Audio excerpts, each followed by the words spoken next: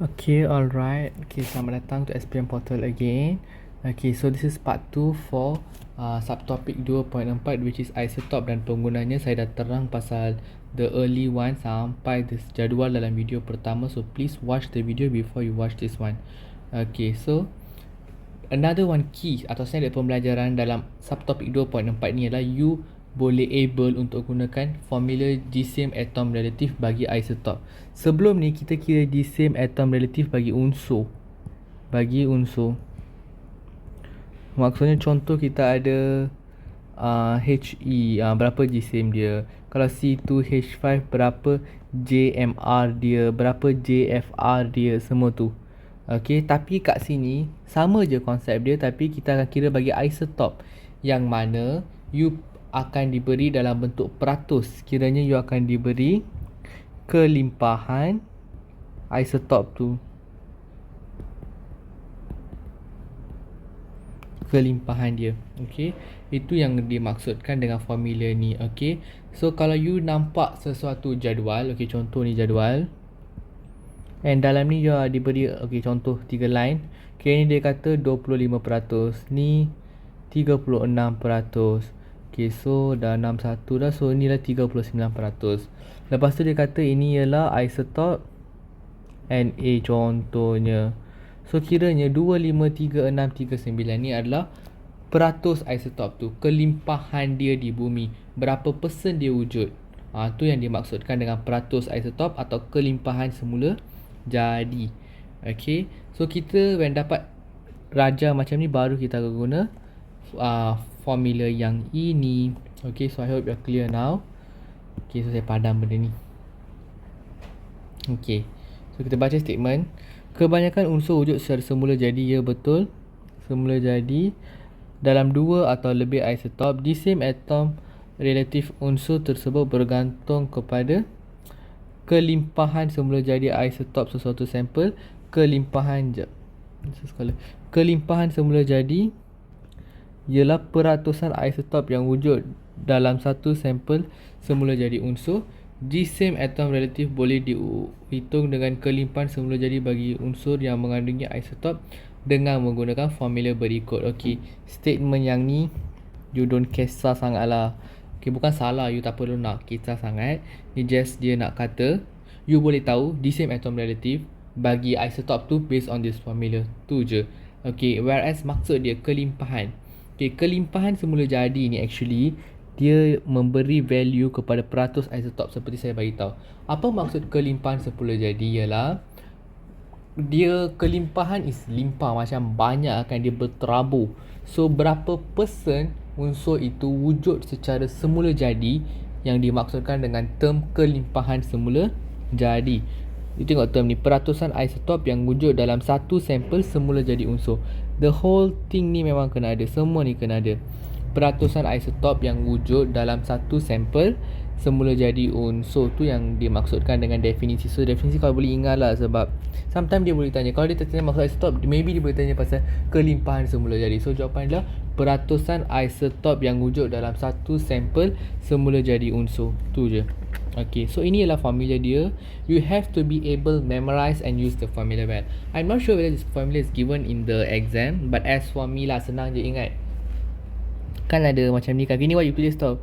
Ni maksudnya kita akan tulis when ada hasil tambah. Kan saya katakan isotop ni dua atau lebih unsur kan, more than one, right? So maksud ni ialah contoh Na21 dia punya peratus 54, Na22 peratus adalah 46. Sebab jumlah peratus kena 100 end of the wajib. Kat sini memang always 100, tak boleh jadi 99.9, cannot. Okay, so kiranya you akan buat 54 ni darab dengan 21. Kenapa darab dengan 21? GSIM isotope ni lah, nombor nukleon adalah GSIM isotope in another one way. Okay, dia akan sama, dia bukan benda yang berbeza, dia benda yang sama tapi just kita guna term yang lain tu je. Kalau ditanya apa tu GSIM isotope, tengoklah nombor nukleon tu, nombor nukleon adalah GSIM isotope. Okay, plus dengan 46 times 22 over 100. Okay, kenapa ada plus kat sini? Sebab ada sigma. When ada sigma, kira dia hasil tambah, dia menunjukkan hasil tambah. hasil tambah yang ni, hasil darab yang ni dengan yang ni you kena tambah. Tu je, dia perlukan hasil tambah tu. Okay, so sebab tu kita guna sigma. Formula kena tulis ke? Kalau you beginner, biasakan diri tulis dengan formula. Kalau you dah expert pro, tak perlu nak tulis formula. Cara hafalnya senang je. JAR equal to sigma kurungan peratus kelimpahan semula jadi atau peratus sampel tu darab dengan d same isotop tutup kurungan per dengan 100. Mana dapat d same atom, d same isotop tu you tengok pada nombor nukleon. Nombor nukleon 80 lah, nombor nukleon 1 juta lah dia punya d same atom. Okay, so saya harap saya dah interpret this formula so well for you, so you have to be able to use. Okay, jangan tengok working ni dulu. Okay, just tengok soalan.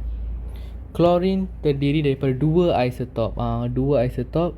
Okay, mustahil yang dia ada satu je isotop. No, dia akan ada 2 isotop. Okay. Okay, kalau dia klorin 35 mesti dia akan ada another one pair, which is klorin 37 ke 39 ke kita tak tahu lah.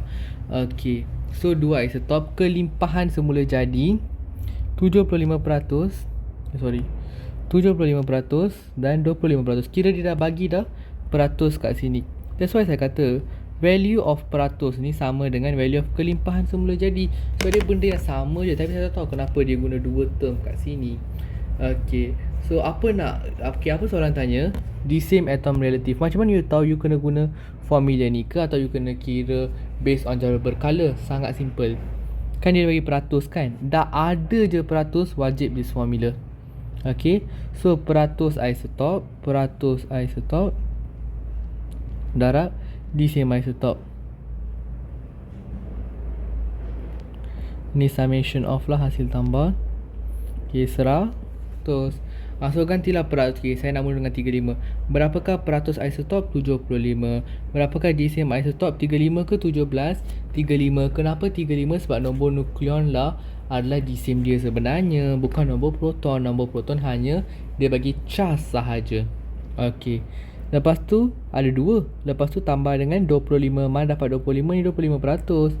Okay, kena darab dengan apa? Nombor proton ke nombor nukleon? Nombor nukleon. Kenapa? Sebab nombor nukleon adalah sama dengan the same isotop. Nak bahagi dengan berapa? 10 ke 100 ke 1 juta ke 1000 ke 100? Always 100.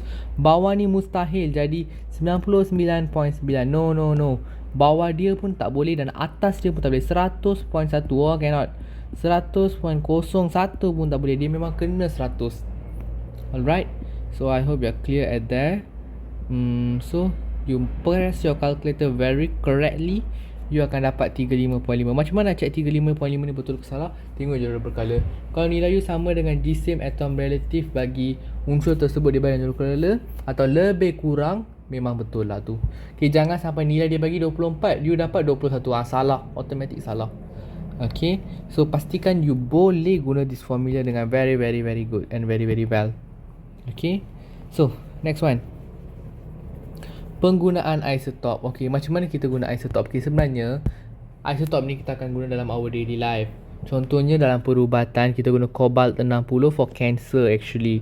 Kita guna iron 21 for hyperthyroidism ataupun cancer thyroid. Pertanian phosphorus 32 kita guna untuk mengkaji metabolisme tumbuhan. Uranium kita guna dalam penjana kuasa nuklear. Yang ni kita famous kat Ukraine, negara-negara yang tengah perang tu lah. Okay, Karbon 14 yang paling glamour dalam SPM. Menganggap umur bahan artifak atau fosil. Itu je definisi dia. Dan natrium 24 lagi. Domain 2 ni memang selalu nampak. Kalau you tengok my answering technique playlist for paper 1, memang dia banyak menyoal pasal natrium tahun-tahun kebelakangan ni. So ingat, natrium dia mengesan kebocoran pipe bawah tanah. Kalau karbon dia menganggap umur bahan artifak atau fosil yang paling famous lah.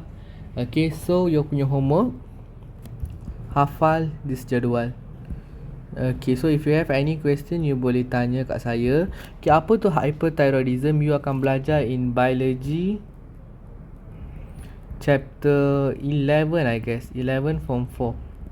11 ke 12. Dia macam you akan belajar pasal hormon 12 sorry. Okay, pasal hormon-hormon semua tu chapter 12 lah. You akan study kat sana pasal hyperthyroidism semuanya. Hyperthyroidism ni dia macam something wrong dengan dia punya thyroid. Okay, kelenjar thyroid. Okay, dia adalah disebabkan hormon ke, tu is your biology lah. Okay, jangan tanya kat chemistry. Then tu je lah saya rasa untuk ni. Yang ni memang you kena hafal sendiri. Saya terang satu dua kali pun tak boleh faham. Unless you are super minded, you boleh dengar je boleh ingat. Tu memang gifted lah. Okay, so hafal this timetable. Sorry, this time hafal this table. And then ni just a briefing. Tolong scan yang ni. Lepas habis watch video ni, wajib scan yang ni and beritahu kat saya apa yang ada dalam tu. Kalau ada file berkaitan dengan nama-nama isotop yang glamour keluar dari SPM, silalah share kat YouTube tu, paste lah kat komen tu. Kalau tak, just baca for your personal knowledge. Don't ever miss any single information in the textbook. So tu je saya rasa, tak ada apa dah benda yang saya nak tekankan untuk subtopik yang sangat mudah ni. In the next video we will see for uji kendiri 2.4. That's all. Thank you.